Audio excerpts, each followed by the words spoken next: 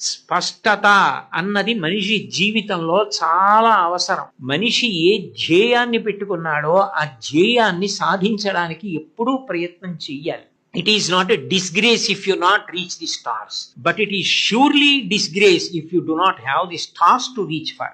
మీరు అనుకున్న ఆశయాన్ని చేరకపోతే అది మీకేం ప్రమాదం కాదు, పర్వాలేదు. ఇవాళ కాకపోతే రేపు చేరుతారు. కలాం గారే అంటుండేవారు, ఫెయిల్ అన్న మాటకు ఆయన ఒక నిర్వచనం ఇచ్చారు. ఫెయిల్ అంటే ఫస్ట్ అటెంప్ట్ ఇన్ లెర్నింగ్.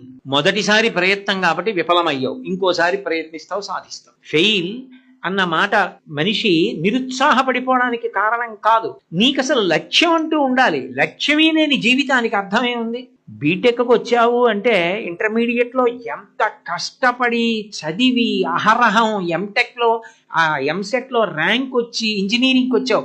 ఇక్కడికి వచ్చేటప్పటికి ఏదో స్వేచ్ఛా స్వాతంత్రాలు అనుభవించడానికి అకస్మాత్తుగా అవకాశం వచ్చింది అనుకున్నట్టుగా అనుకుంటే ఎట్లా?